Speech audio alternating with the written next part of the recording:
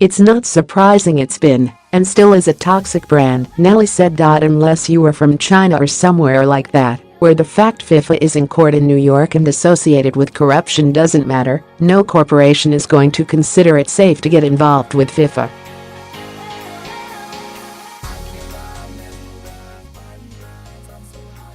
FIFA did not respond to questions about its sponsorship program. Its chief commercial officer, Felipe Laflaque, a former colleague of Infantino in his previous role with European soccer's governing body, has not been made available to discuss the sponsorship concerns since his appointment in 2016.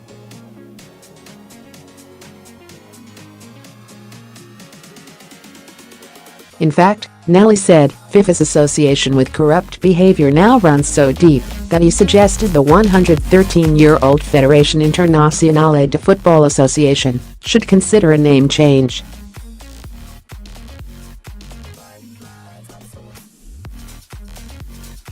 Why not?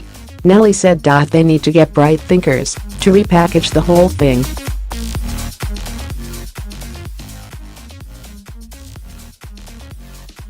There's just too much baggage to carry. It is just an absolute mass of information about corruption wherever you look.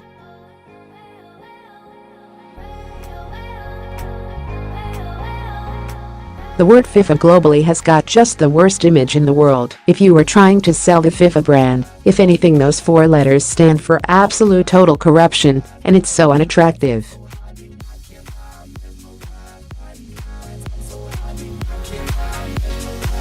It is an uncomfortable topic. In the aftermath of the arrests of key FIFA officials in May 2015, a handful of companies allowed their partnership agreements to end, and several of the organization's longest-serving sponsors, including Visa, Coca-Cola, McDonald's, and Anheuser-Busch InBev, took the rare step of speaking out against soccer's governing body and its leadership.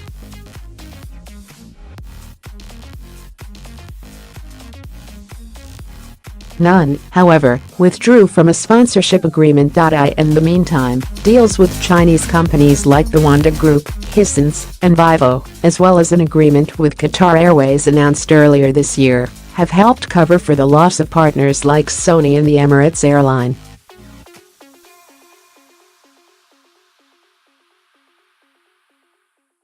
But an apparent lack of interest among Russian businesses is hurting FIFA. Currently there are only two sponsors from the 2018 host country. The energy giant Gazprom is a top-tier partner, and Alfa Bank is FIFA's only regional partner, the lowest designation of three categories of sponsorship.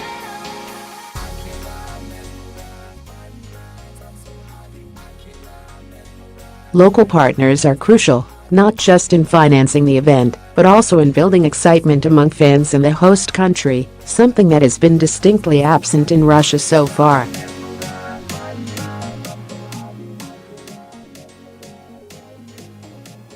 By the time the 2014 tournament in Brazil kicked off, no fewer than 8 local companies had signed on.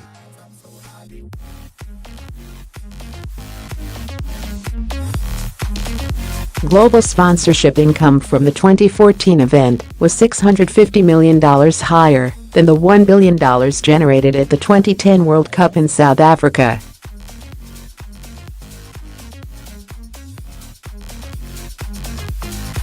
In 2018, the result for Russia will be flat at best, according to FIFA's own estimates.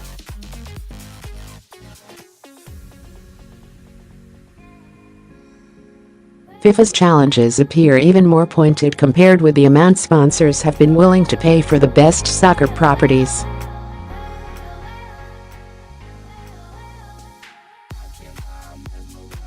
The Premier League teams Manchester United and Chelsea, for example, both double the amount they receive for jersey sponsorship with their most recent deals.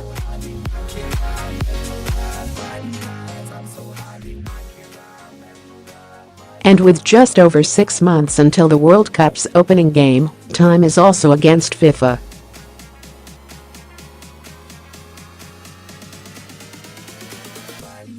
In 2016, Wanda paid $150 million in 2016 to sign up as one of FIFA's 8 top-tier partners, but the last of those places, not to mention 2 of the 6 places for second-level sponsors, remains open.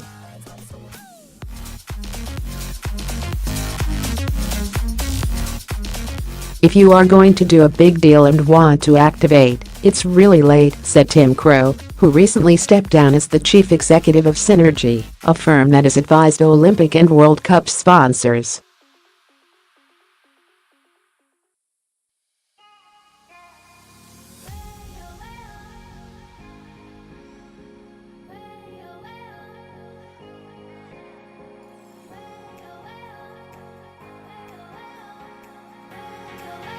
Thus convincing a company to make a $150 million bet on FIFA at this point is a tough sell.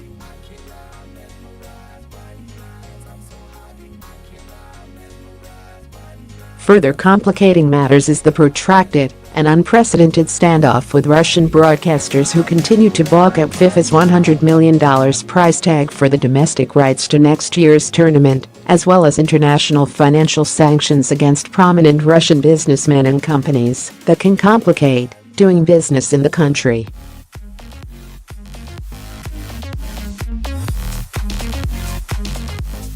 FIFA has hired external consultants to ensure those rules are not broken. The financial headache comes at a critical time for FIFA and for its president.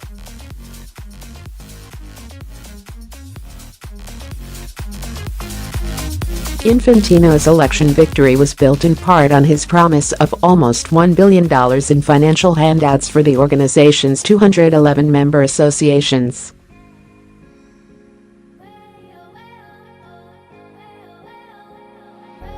Those promises, and the continued legal costs linked to the corruption scandal, make the success of the 2018 tournament vital to Infantino's plan to win re-election in 2019.